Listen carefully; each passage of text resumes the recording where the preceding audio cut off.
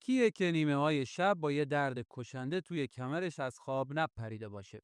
اگه شما هم جز میلیون‌ها نفری هستید که کمر دردتون امانتون رو بریده، مخصوصا وقتی میخواهید بخوابید، این ویدیو رو تا آخر ببینید. در این ویدیو 5 تا از بهترین پوزیشن‌های خوابیدن رو براتون آوردیم که کاملا علمی ثابت شدن و میتونن مثل یک معجزه ستون فقراتتون رو تراز کنن و درد رو از بین ببرن. فقط یک بالش ساده میتونه تمام بازی رو عوض کنه. پوزیشن اول، فرشته نجات.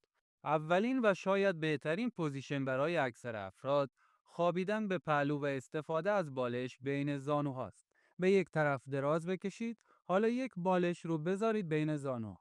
یک نکته طلایی: اگه دیدید بین کمر و تشک فاصله کوچولو مونده، یه حوله کوچک لوله شده، یا یه بالش نازک رو همونجا بذارید. این بالش کوچک بین زانوها، ران، لگن و ستون فقرات شما رو کاملا تراز نگه می‌داره. یعنی دیگه خبری از پیچش و فشار اضافی روی موره ها نیست. فقط به یه پهلو نخوابید. برای جلوگیری از عدم تعادل عضلانی، جای پهلوهاتون رو عوض کنید. پوزیشن دوم، قفل جنینی. اگر پزشک بهتون گفته مشکل فتق دیسک دارید، گوشاتون رو خوب باز کنید. این پوزیشن برای شماست. به پشت دراز بکشید، آروم به یک طرف بغلتید. زانوهاتون رو به سمت سینه بالا بیارید و بدنتون رو مثل یه جنین حلقه کنید. دیسک ها بالشتک های نرم بین موره ها هستن. وقتی فتق اتفاق میفته، فشار زیادی روی عصب میاد. با حلقه زدن شما فضای بین موره ها رو باز میکنید و فشار رو از روی دیسک خارج میکنید.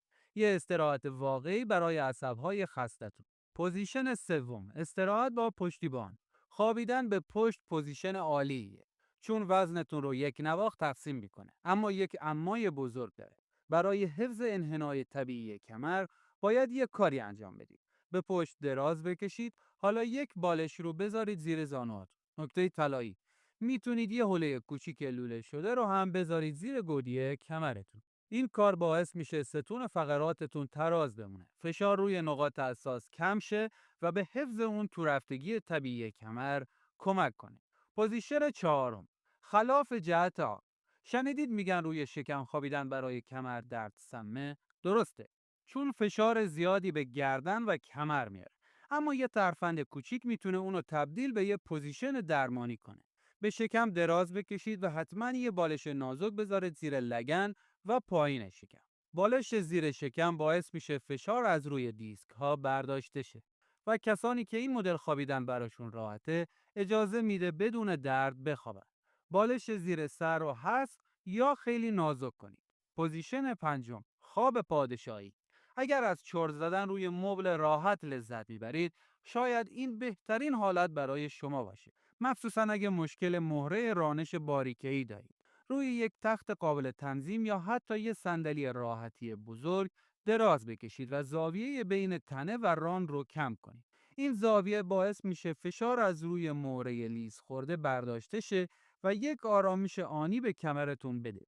اگه کمردردتون شدید و مزمنه، شاید وقتش رسیده روی خرید یک تخت قابل تنظیم فکر کنید. یادتون نره مهمترین چیز تو همه این پوزیشن ها تراز نگه داشتن ستون فقراته. قانون طلایی: گوش، شانه و لگن شما باید در یک خط مستقیم باشن. وقتی شب میخواید غلط بزنید، کل بدنتون رو یک جا و سفت حرکت بدید، نه اینکه فقط کمرتون رو بپیچونید. اینجوری از آسیب جلوگیری میکنید. حالا شما بهترین مدل خوابتون برای کمردرد چیه؟ برامون کامنت بذارید. اگه این ویدیو بهتون کمک کرد، حتما لایکش کنید و برای هر کسی که از کمردرد رنج میبره بفرستید. یادتون نره سابسکرایب کنید تا ویدیوهای بعدی ما رو از دست ندید. تا ویدیوهای بعدی، خواب آرومی داشته باشید.